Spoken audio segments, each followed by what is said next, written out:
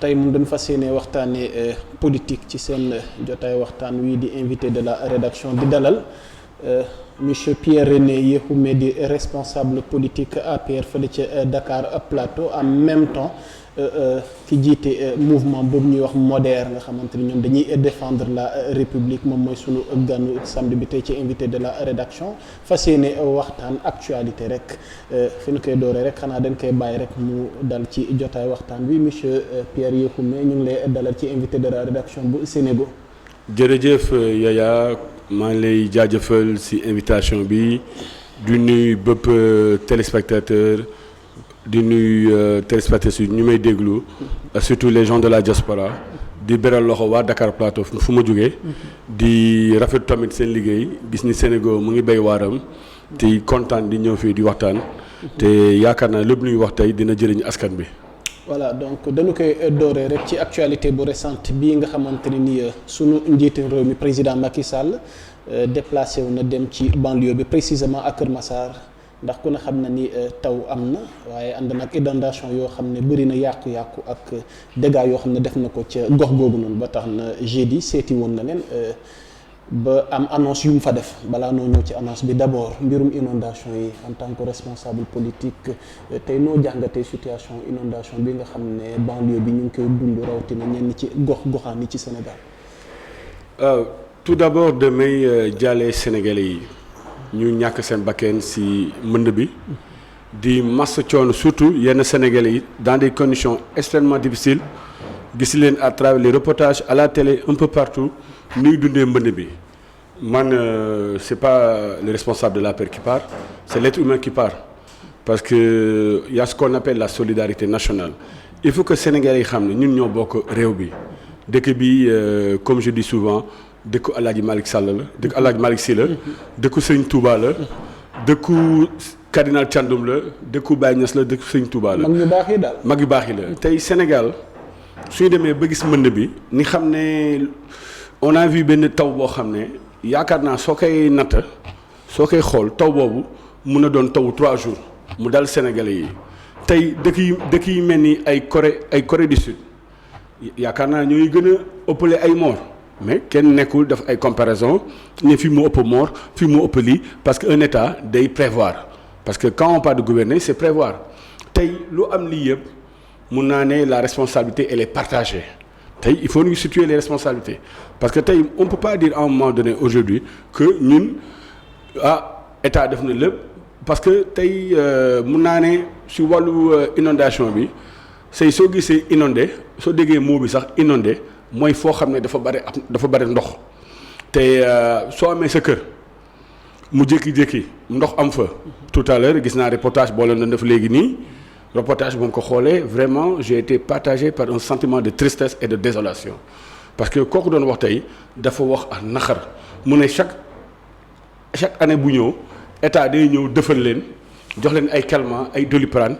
te yaakaar naa. mooy yéen rek. yaakaar naa chaque année yéen ngeen ñoo defal leen te du ngeen leen fajal seen aajo. su ma nee man du ma waxee côté boobu mais damay ànd ak moom si wax bu mu wax parce que tey soo nekkee moom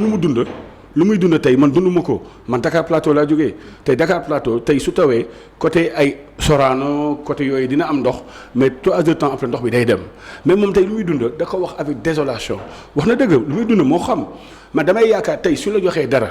na nekk un responsable nommé dans une localité war na am un comportement boo war a def tey Sénégalais yi duñu ay animaux c'est des êtres humains dañuy am bakkan et bakkan dafa fort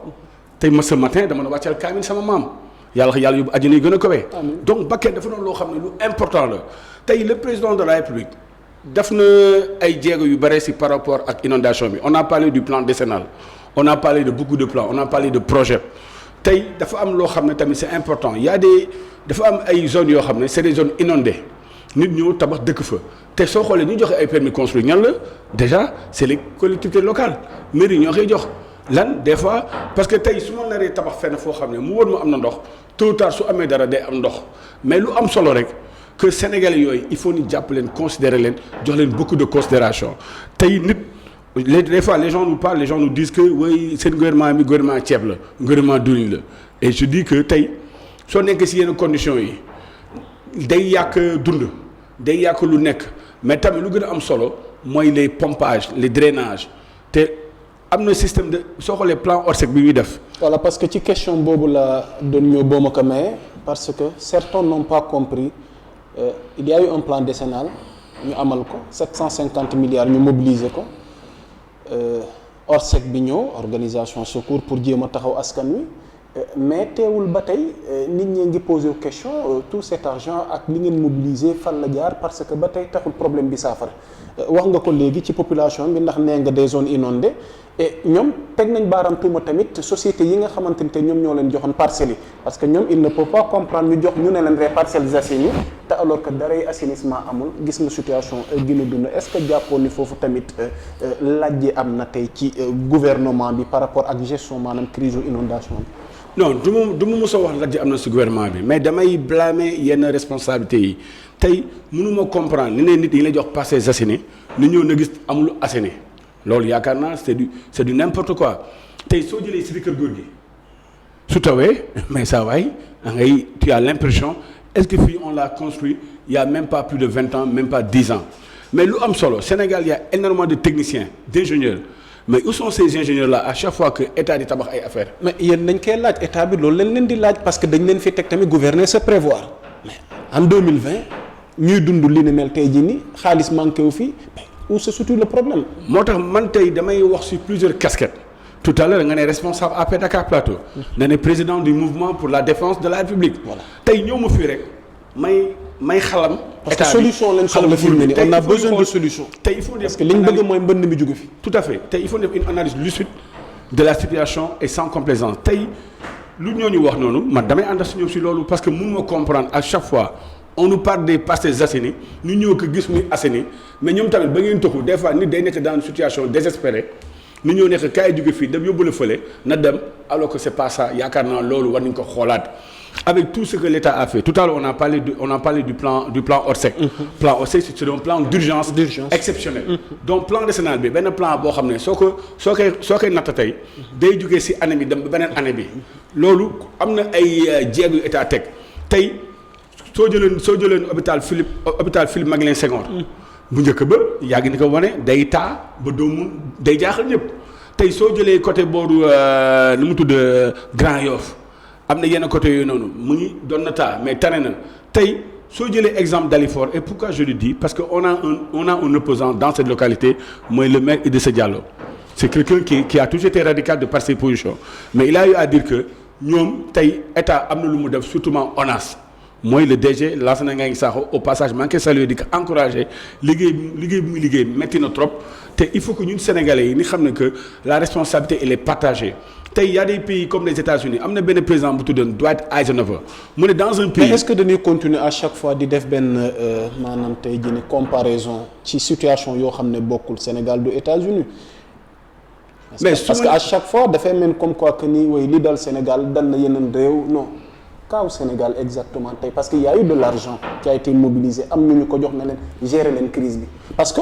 dinaa ñëw Kër Massar érigé nañ ko en département peut-être di nga ma wax lan moo ci sa njàngat mais au même moment 30 milliards encore nar nañ ko mobiliser mu doon yeneen secours te président mi ngi doon laaj rapport tey jii nii situation bi parce que mënuñu comprendre li fi nekk réglé gun ko ñu enchaîner waa yenn situation est-ce que tamit tey jii nii yéen en tant que membre voilà donc du parti au pouvoir ngeen ànd ak moom vous ne vous perdez pas tey jii nii ci seen i xalaat ci seen ni façon bi ngeen nar a gérer situation yi. ah tout à l'heure dama doon wax par rapport ak Dwight Eisenhower. dafa ne dans un pays il faut na xool les questions les plus urgentes tey Sénégal lu gën a urgent Sénégal tey inondation bi c'est une priorité pour tout Sénégalais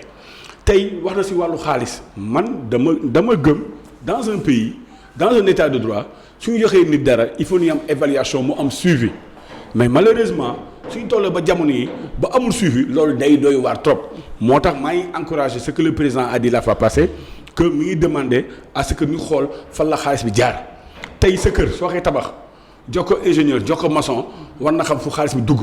tey sénégalais yi dans l'unanimité sénégalais ñoo soxla ni xam fan la xaalis boobu jaar parce que on peut pas faire quand même def ay plan à chaque fois on nous parle de ay projets PUDC Prodac on nous parle de n'importe quel plan alors que dans la relation tu es pour la transparence comme ni ko président bëgg. Je suis pour la transparence parce que c'est pas parce que je suis de l'APR, je suis pour la transparence parce que ce que nous faisons, nous le faisons pas pour nous le faisons pour d'autres générations futures. Et en plus Sénégal tey toll ni fi ñu toll nii il faut nit lu muy def mu rendre compte redevabilité. Mais malheureusement on a vu que à chaque fois. mais est-ce que daw leen tamit nga baal ma DG ONAS mi nga tudd léegi nee nga yaa ngi koy encouragé parce que mi ngi def liggéey gu am solo mais au même moment Ousmane Sonko qui est leader du PASTEF lancé na moo ne Sonko je t'invite à ce que nga ñëw ñu defal la rapport parce que chiffres yi nga avancé ak chiffres yi fi nekk bokkul mais au même moment mu repoussé waat maanaam gis gi est-ce que foofu mën nañu wax ni transparence dina am. mais vous savez man damay encourager les deux personnes muy Sonko muy Lansana Gagny Sakho parce que pour man nu ma gëmee sama xalaat bopp laay wax parce que j'ai eu la chance d'être dans des pays anglo-saxons tey soo demee ay Norvège soo demee ay Finlande un premier ministre un citoyen a le droit mu ñëw laaj ko looy liggéey un DG laaj ko looy liggéey tey loolu dafa doon une transparence dans les affaires publiques de l'État tey su Ousmane Sonko demoon ba rencontrer Lansana Gagny Sakho mun naa ne ce sera inédit historique dans l'histoire de ce pays et loolu c'est très important mais je ne sais pas parce que nu ma xamee Lansana Gagny Sakho gëm naa c'est quelqu'un boo xam ne dafa rompi à la tâche de la transparence parce que lu mu waxee mu ne ko je lance un défi à Ousmane Sonko tamit accepter ce défi c'est-à-dire qu'aujourd'hui il faut pas regarder Ousmane Sonko comme étant benn ennemi c'est pas un ennemi c'est un opposant. Donc yow kon dafa am jàngat gu am ci Ousmane Sonko gu wuuteeg ñi sa morom yam parce que Sonko tamit c'est un opposant. c'est un opposant man tey sama xalaat laay wax de. lu gën a. noo gisee Ousmane Sonko kon ak politique am. nu ma gisee Ousmane Sonko c'est-à-dire que Ousmane Sonko c'est un jeune. il est de notre génération. et déjà loolu nga koy encourager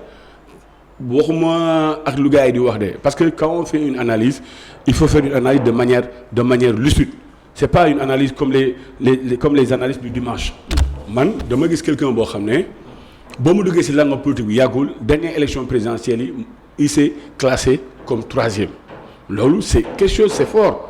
loolu day tax tey dans ce pays-là il faut que yeneen jeunes yu mel ni comme ñun ak moom ni xam ne réew mi ñoo ko bokk parce que tey pourquoi je le dis du ma toog tey di ko wax lu bon man APR laa bokk avant opposition ñoo fi nekk on s'est battu et aujourd'hui tey ñan ñoo nekk di bénéficier aussi APR mooy les gens yoo xam ne dans l'opposition ñooy doon saaga ces gens-là nous traitaient de tous les noms d'oiseaux c'est aujourd'hui ces gens-là qui ont été servis. Est-ce que ce n'est pas l'image de votre parti tamit? Non, c'est même pas l'image du parti c'est encore une fois c'est la politique qui est comme ça. C'est le pouvoir. C'est comme si quelque part am nga benn mal bu lay ronger au sein même de l'APR. Qu'est-ce qui se passe? Mais effectivement je le dis. Donc quel est le problème lan moo la métti ci biir APR? Mais je le dis avec toute la véracité de mes propos. Parce qu'on ne peut pas aujourd'hui être dans un parti d'opposition en 3 ans ni gagner pouvoir bi loolu musu fi am et il y avait des partis classiques archaïques qui étaient là donc su ñu tey un pouvoir man ce que j'ai appris dans le livre saint que ce soit la Bible le Coran il faut savoir dénombrer et compter mais aujourd'hui malheureusement après cette traversée du désert on arrive au pouvoir ni dugg ci deuxième manche jusqu'à présent il y a des gens yoo xam ne tey vraiment kenn tegu leen fi leen doon teg et pourtant seen commune ñoo fa nekk di xeex te ñu doon xeexal seen commune jàkkaarloo ak ñoom tey ñoo gën a nekk ci yenn position yi loolu sax benn côté mun naa ne sa waa kër sax kenn du la teg fenn soo kenn du la teg fenn parce que nit tey muy ëttu nag suñ fa toog lekk ba moo tax tey quand on travaille il faut être récompensé tey soo liggéey bi soo demee ba xarañ si da nga jëlee échelon dina bare ay chaîne de télévision yoo xam ne ñu lay jéem a xëccoo pour teg la place bu baax loolu mooy politique da ngay ñëw servir liggéey pour wane sa réew pour jàppale sa réew ñun tey suñu amee yenn moyens daanaka am na yenn moyens de mais ce que nous faisons dans nos quartiers les gens nous connaissent nous avons une identité historique et populaire foofu may waxee noonu c'est-à-dire que le mal est profond aujourd'hui s'il y a un APR c'est comme le maire de Keur Massar Moustapha Meng man je trouve qu'il est engagé. Mais malheureusement, il y a des gens parmi nous, la fois passée... Moustapha Meng, comment tu peux dire qu'il est engagé au même moment où inondation yi am nga dégg muy wax wala di def ay analyses yoo xam ne dafay parce que sax da ngay gis ni ci jour bi population bi ñu koy interpellé moom dafa daw bàyyi leen fa quelque part est-ce qu'il a fait il a fait du bon travail je ne le juge pas mais par rapport tey jii ak askano mi mu yor na mu gérer gox ba parce que Macky Sall keroog ca discours am ba wax na maire yi dese ngeen a def liggéey gi leen war par rapport ak seen gox. mais est-ce que réellement Kër Massar am na maire Kër Massar am na yenn moyens yi. au même moment ñu érigé ko en département. d'abord loolu mais c'est très important soo xoolee mu naan le 20 avril 2015 j'ai été invité à un meeting de Madame Soda Mbacké responsable APR dans la commune de Kër Massar ce jour-là j'étais avec Madame l'ancienne ministre Fatou Tambédou ñoo fa nekkoon wax moom j'ai pris la parole boo mu jëlee parole dama ne tey Kër Massar ñu ko war a ériger en département. kon dafa mel ni kon sa bëgg-bëgg maanaam réalisé wu na. non su ma bëgg-bëgg lu tax nga wax ko Kër Massar département. non parce que Kër Massar soo xoolee lu mu mel lu mu yaatoo Kër Massar soo koy comparé ak Guédiawaye yaakaar naa soo xoolee moo gën a yaatu Guédiawaye am na ay 146 quartiers ou 146 quartiers na xool Kër Massar avec sa population na xool tey Kër Massar tey su nekkee département day am yenn service tey Kër Massar du soxla yenn yi tey lu fa am dafa metti le maire malgré sa volonté malgré ce qu'il veut faire pour Kër Massar mais s'il n'a pas les moyens adéquats est-ce que réellement il peut réaliser Kër Massar tey moo tax il faut que ñu jox leen doole def ko un département et loolu c'est très important et c'est à encourager tey pourquoi mu ne je le salue parce que man dama am une culture politique quand on est dans un parti politique ñu ànd ak nit da nga koy jàppale mais damay gis ñun tey des fois j'ai l'impression réellement est-ce que nous faisons de la politique au sein de notre parti parce que on peut pas être avec des camarades du matin au soir et des fois même s'ils font des erreurs par rapport à certaines appellations ay ministères ou pas s'ils font des erreurs mais il faut pas l'être humain est lié à l'imperfection chaque être humain chaque œuvre de l'être humain dafa am benn lu ñu ko waxee benn imperfection et j'ai une déformation trotskiste on dit souvent chaque organisation crée les propres germes de sa destruction aujourd'hui on est en train de tuer les mécanismes qui nous ont portés au pouvoir aujourd'hui pourquoi je le dis parce que tey suñuy jëlee ay nit ñoo xam ne teg leen fi ñu war a nekk yenn dans leurs communes respectives ñu jàppale leen bu baax yaakaar naa yenn problème moo tax le président l'a dit il a dit que aux gens nommés il faut que ñu jàppale askan bi jàppale population bi tey le président de la République il peut pas être partout c'est un manager c'est quoi dafa am lu ñuy woowee emotional intelligence manager bi day joxe ay directives maintenant c'est aux gens de l'appliquer au niveau de la base mais on voit que des fois application bi du jaar yoon moo tax il faut savoir rectifier il est grand temps aujourd'hui que le président de la République mu xam ne ñu mënul liggéeyal ba léegi dafa war a rectifier il est grand temps c'est une urgence les gens en parlent de gouvernement d'union nationale mais avant d'en parler de ça dinañ ñëw ci débat gouvernement d'union nationale bi boo ma ko mayee tamit ñu dugg ci li nga souligné woon sànq muy les mandats présidentiels le président mi ngi ci second mandat su ma juumul de dama nekk dans un parti politique qui s'appelle Alliance pour la République. noonu rek ma ñëw ak yow ci question troisième mandat bi la donc parce que nee nga yéen a ngi ci seen deuxième phase est-ce que tey jii nii mën nañ jàpp ni da ngeen di parce que nekk na coogoo xam ne sax ku ci wax xëy na lim lay jural ci ay conséquences moom bëgguma tudd ñi nga xamante ni ils ont été victimes de ça mais tey noo gisee débat tournant autour maanaam mbirum troisième mandat bi au Sénégal. Un président il a un pouvoir que nous n'en avons pas moom mooy nommé ñëpp à des fonctions civiles militaires donc tey nu muy tànnee nit ba nommé ko benn poste de responsabilité noonu lay amee sañ-sañ ëllëg mu dindi ko mais dafa am ni ñu wooyee la polémique parce que communication dafa am 3 phases il y a la rhétorique il y a la dialectique et la polémique mais malheureusement dans ce pays on fait que polémiquer du matin au soir par rapport la wax léegi nii déggu naa le président de la République il en a parlé mu ne l'année dernière vous m'avez demandé la question est-ce que aujourd'hui quelque chose a changé dans ma réponse mu ne ce sera ni un oui ni un non aujourd'hui on a gagné les élections en 2019 on n'a même pas fait 1 an et qu'on veut aujourd'hui installer ce débat de polémique dans ce pays c'est un débat stérile et les gens qui le soulèvent peut-être que ñoom ñoo am intérêt moo tax ma ne tey il y a des gens encagoulés au sein de notre parti au sein de la coalition Benno Bokk Yaakaar tey je le dis encore une fois tey je préfère des opposants de l'autre côté parce que néanmoins je sais que opposants yi xam naa loolu lu ñu bëgg lan la dafa mel ni comme tey quelqu'un demandait à l'honorable Malcolm X noo gisee la différence entre un loup et un renard mu ne que a wolf is gonna eat you ba renard bi du la lekk de renard bi da lay xool di la topp mu ne je préfère quelqu'un qui me montre déjà que qui veut me manger que quelqu'un boo xam ne day taxaw di jouer ak man suba bi mu tàgg. mais est-ce que ce n'est pas le président qui joue avec le peuple ni oui ni non alors que nee nga nul ne peut faire 2 mandats successifs. mais je ne le pense pas. Plus de 2 mandats. Je le pense pas pourquoi je le dis. alors yow ta position bu leer par rapport à ça. je le pense pas ma position aujourd'hui c'est que les Sénégalais nous attendent ailleurs sur le problème des inondations. Ma position aujourd'hui c'est que les Sénégalais nous attendent sur les 100 000 logements. Ma position aujourd'hui c'est que les Sénégalais nous attendent pour rendre le Sénégal propre. mooy lan tey sénégalais boo xam ne sénégalais bu nekk mooy transport bi accident yi nay dégg temps yi jamono yi nga dégg keroog am na accident sénégalais foofu ñu xaaree état indi ay kaaraange si wàllu sécurité loolu moo gën a important tey tous ces gens là qui suscitent ce débat là ñoom lu ñu bëgg rek ils ont leurs agendas mais ils peut-être amuñu courage comme le président a eu le courage comme le président Wade a eu le courage dans le passé de s'opposer bay daaram de uti nguur bi tey su ma nekkee si benn affaire gëmuma ko parce que un organe qui ne réagit pas aux attaques microbiennes virales est un homme condamné à la mort et voué à l'échec tey su ma nekkee si dara damay am gëm-gëm ma xam ne lii moom soit damay ànd ak ñii war ma bañ ànd ak ñii mais mënu ma nekk si biir bugg a étant donné ma am tous les privilèges tous les honneurs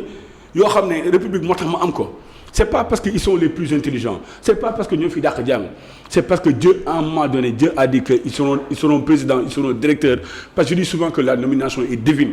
parce que tey le poste de ministre il est éminemment politique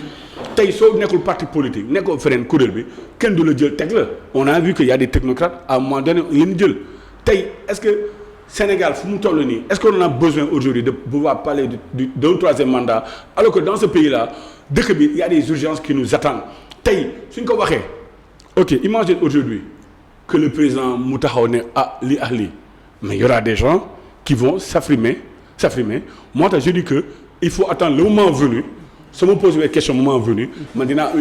am une haute appréciation des choses parce que on nous a appris que dans la sourate du discernement il faut distinguer l'apparent du cachet le vrai du faux et tout ce qui brille n'est pas de l'or donc ñun ñu war a xool ñu xoolee ni xam ne wax boobu loolu si Abdou Lahad Mbacké waxoon nit su la joxee dara si kaw teg ko si suuf wax boobu ñu teg ko si suuf xool lan mooy liggéey bi mooy lan mënd bi comme tout à l'heure ba mu xoolee reportage Sénégal bi may def si mënd bi si Kër Massar vraiment dama am un sentiment de désolation ma gis sa Sénégalais la dafa mujjee ne am teel micro bi parce que kooku am na lu ko naqari bare na trop ñooñu war a jàppale et loolu c'est très important. donc maa ngi ak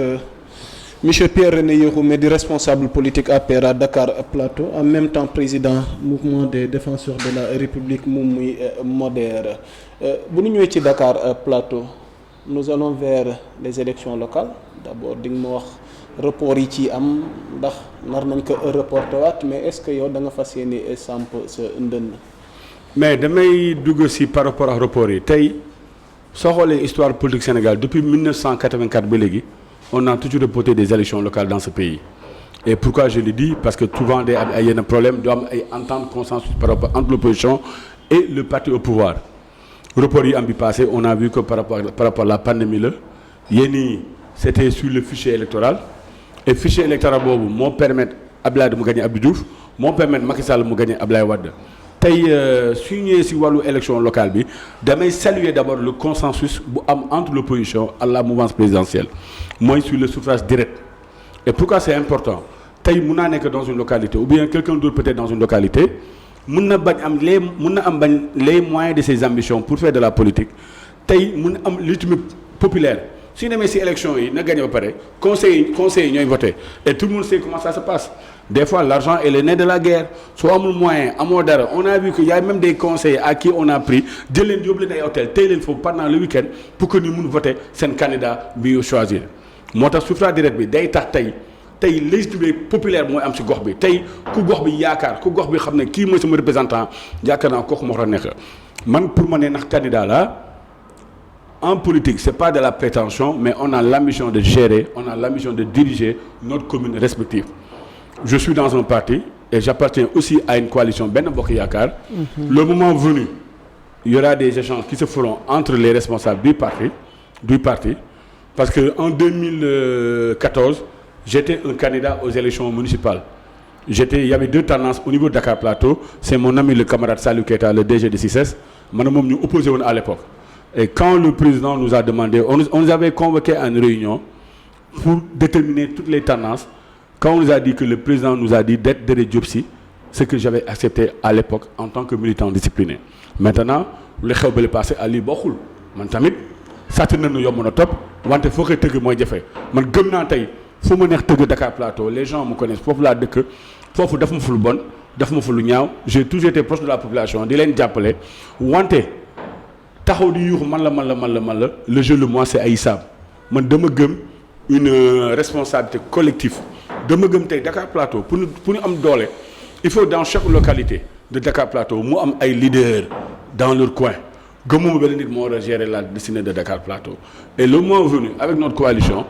on en parlera xool comment nous allons faire pour dem si yooyu jongante mais pour l'instant du am solo rek muy jéem a liggéey Dakar Plateau jéem a defaraat Dakar Plateau surtout Dakar Plateau suñu problème ma gis foofu lan la c'est le problème de l'assainissement c'est le problème de l'insalubrité tey soo demee ay gox yu mel ni ay Rebeuss soo demee ay gox yu mel ni Niayes Thioker soo demee ay gox yu mel ni ay Mbot foofu noonu tey les gens ne peuvent même pas passer on a un problème de trottoir. est-ce que kon mën nañu wax ni le bilan de Alioune Diop nekk na bilan boo xam ne xaw na doy waar ndax bu ma la dégloo mel na ni kon Dakar Plateau daal boobu ba tey def nu fa dara. non je ne dirais pas ce serait maladroit de ma part de jeter l'opprobre sur quelqu'un non qui... mais tu li nga décline ay mots la yoo wax. mais c'est différent il y a une... mais c'est différent j'ai une vision des choses qui est peut-être différente de ce qu'il est en train de faire le maire de Dakar Plateau Alioune Ndoye je le connais c'est un ami au passage maa ngi nuyu am na liggéey bu muy def mais dama ne man nu ma gisee Dakar Plateau mun na bañ nekk ak moom nu mu ko gisee parce que ni ku nekk ak nu muy gisee la ni ku nekk ak vécu la ni ku nekk ak fu mu jaar la man dafa am loo xam ne dama ko gis c'est une réalité tey soo demee Abdou Karim Bourgi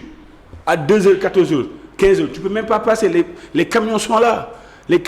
y a l'encombrement. Qui est responsable? Mais responsable nous tous nous sommes responsables parce que d'abord les quartiers dans les maisons il y a des gens qui donnent à ces gens-là di leen jàppale pour ñu taxaw def seen ay bagages foofu tey mun naa ñëw ma dëkk benn gox benn waay ñëw teg taabalam mu ne ma borom kër bi moo mën a tegal taabal ba par chaque fin de mois da ngay moyenner quelque chose loolu ça se passe on sait c'est des réalités mooy am si gox yi moo tax c'est la même chose que le président a dit que il faut que mairie balaa ñuy jox ay permis de construire il faut ñu xool c'est la raison pour laquelle on nous parle de VRD de voies réseau divers par rapport à ces 100 000 logements là que état dina am lu muy subventionné pour le prix du fer nga xam ne tey soo war a jënd benn maison à 18 millions tu l'achètes à 12 millions donc pour ñu Dakar Plateau am na loo xam ne gis naa ko tey le maire il envoie des gens à la Mecque day yóbbu gars yi pèlerinage Maroc man su neexee man la je suis musulman mais damay wàññi billet marché yi parce que lu gën a important c'est sur le plan de l'éducation tey su ma yóbbuloo Makka yow ma yóbbuloo Makka mais soo ñëwee sa kër fekk les mêmes problèmes alors que le billet ferré c'est à 5 millions ou 6 millions mais 5 millions 6 millions yi su ma jëlee sa doom ma fekk jàmm. donc moom maire bi dañ ko fa teg pour muy yóbbu nit ñi Makka alors que problème yi ne fi. non dama ne ab loolu c'est-à-dire que rubrique day am si vous savez dans une mairie. mais est-ce qu'il y a pas priorité bi. non mais écoutez. c'est-à-dire que il faut pas me faire dire des choses que j'ai pas dit dama ne dans une rubrique tey ville Dakar ou bien mairie Dakar Plateau day am ay rubrique dama ne si c'est dans sa rubrique boobu man su nekkee man neneen laa ko gisee c'est bien que ça fait partie des piliers de l'islam mais néanmoins dama gëm éducation c'est comme le dit Jean-Jacques Rousseau dans Émile de l'éducation un enfant il a besoin d'être encadré un enfant il a besoin d'être outillé tey j'ai parlé soo demee tey démb am na ay incidents je sais pas si vous êtes au courant démb am na ay xeex boo du ruxu disquette entre les agents de la mairie de Dakar Plateau ak les marchands ambulants parce que c'est sur le territoire il est en train de faire des choses mais est-ce que la population de Dakar Plateau ñoo ngi jàppale à ce que le maire de Dakar Plateau daf yenn dox yi moo tax tey moom rek mu def yëpp il faut que ñun tamit ni xam ne que parce que fii man Plateau dama ko gëm Dakar Plateau moo ma gën a lépp loo gis ci àdduna mais tey am naa sañ-sañ ma ne j'ai des ambitions pour Dakar Plateau c'est pas de la prétention mais du ma taxaw di yuuxu ma ne man la damay bàyyi ba ñu ne yow la lu am solo c'est comme le dit Confucius ne faites jamais des choses pour se faire remarquer faites des choses remarquables et puis les gens parleront de vous donc damay waxaat encore une fois au niveau de Dakar Plateau je m'entends bien avec le maire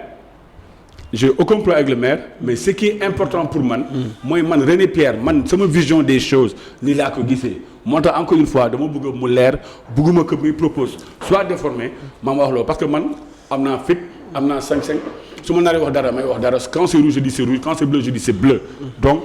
pour wax loolu rek dama ne ñun on veut un autre Dakar Plateau un autre Dakar Plateau c'est lan c'est-à-dire que c'est pas un leadership c'est pas le culte de la personnalité c'est fini depuis Staline en 1953 lu am solo mais il faut un leadership partagé mu am des leaders dans chaque coin de Dakar Plateau suñ ko amee que Dakar Plateau am ay espace Dakar Plateau am ay ministres am ay directeurs am ay PCA mais les gens nous parlent de la banlieue alors que les gens de la banlieue quittent la banlieue pour venir à Dakar Plateau et ñun pourtant on est lésés dans la distribution des postes mais attends ñun tamit nous sommes des Sénégalais et nous sommes les premiers voisins du président de la République aujourd'hui il est grand temps que ñu wax le président de la République parce que dafa am un grand général de la guerre de Corée Douglas MacArthur bu waxoon l'histoire de la guerre des causes perdues peut se résumer en 2 mots trop tard pour rallier ses amis ou bien trop tard pour connaître les desseins de son ennemi en puissance tey c'est le camarade de parti qui lui parle on a besoin que Dakar Plateau aille de l'avant tey pour am doole moom mooy mun jox doole parce que moo nekk à la tête de la magistrature suprême. ok on va certes donc peut-être une dernière question ndax li ñu dese ci waxtu daanaka jeex na ñu jeexalee ko ak pandémie bi Covid 19 bi tamit ndax ba tey tawat gaa ngi fi nga nekk spécialiste tamit ci côté communication il y a pas longtemps donc nu gis nga def benn contribution yaa ngi wax naan la Covid 19 a fait de nous des êtres conscients que l'homme est fait pour la mort lu la yóbbee wax jooju noonu. mais vous savez dama lire entonnoir allemand bi Joachim Löw et nous parler de la pandémie parce que pandémie bi. est-ce que message boobu lañ soxla à l'heure actuelle par rapport ak feebar bi. mais il faut le dire que sur plusieurs angles maanaam pandémie bi kenn ko jël benn angle boo xam ne purement scientifique ou bien au niveau des techniciens médecins ñoo ko wax mais il y a une dimension aussi métaphysique il y a une dimension philosophique et il y a une dimension dialectique et je pense que pandémie bi daf ñuy permettre tey soo xoolee dans ce monde depuis la Seconde Guerre mondiale on a vu la conférence de Berlin on a vu comment l'Afrique a été partagée on a vu les grandes puissances mais aujourd'hui il y a un petit virus qui est venu et qui a déstabilisé et qui a freiné le monde et qui a fait de nous des êtres conscients parce que je pense donc je suis il y en a qui disent je pense le donc n'a pas sa raison d'être je pense je suis. ah non bu ñu tooñ Descartes dans son discours de la méthode. Ouais, il pense donc c'est ce qu'il a dit. Je pense donc je suis. Hegel aussi il a dit je pense donc le donc il faut la de pense donc je suis man je dis que ça nous a fait des êtres conscients. tey nit da ngay doon nit ba pare na nite mun na nekk nit bañ doon na ba nekk nit te doo nite tey na comprendre le pourquoi parce que tout à fait au départ les gens nous disaient c'était tellement politique mais suy demee ba màkk amul ren na xam ne lii lu ndaw loolu am na doole te damay déggu sëñ Mountakha yàlla fi yàgg waay. alors Mamine mu wax lu xam ne lu fort la. mu ne lii benn gan la boo xam ne dafa ñëw ànd ak ñun dañu war a dund ak gan bi te gan boobu noonu mais c'est un petit virus c'est-à-dire que loolu le monde ne l'a jamais connu dans son histoire tey soo demee autant amoon na ay grippe espagnole bi au temps de l'anté-grec amoon na ay grippe am na lu nekk lu bare tey soo demee ay Congo dans la région des Grands Lacs mais ay paludisme ça tue ça fait des ravages mais lii bokk lii dafa ravager le système économique mondial c'est-à-dire que c'est comme après la Seconde Guerre mondiale quand les gens ont commencé à créer le plan Marshall nga gis les institutions de Bretton Woods comment les gens faisaient pour que monde mun avancer mais lii tey dafa am une autre approche mooy comment nous allons sortir de cette pandémie qu'est-ce que sera l'Afrique de demain mooy dans ce nouvel élan ordre mondial bi gars yi di wax nii loolu c'est très important parce que suñu defoon nank en plus benn côté fa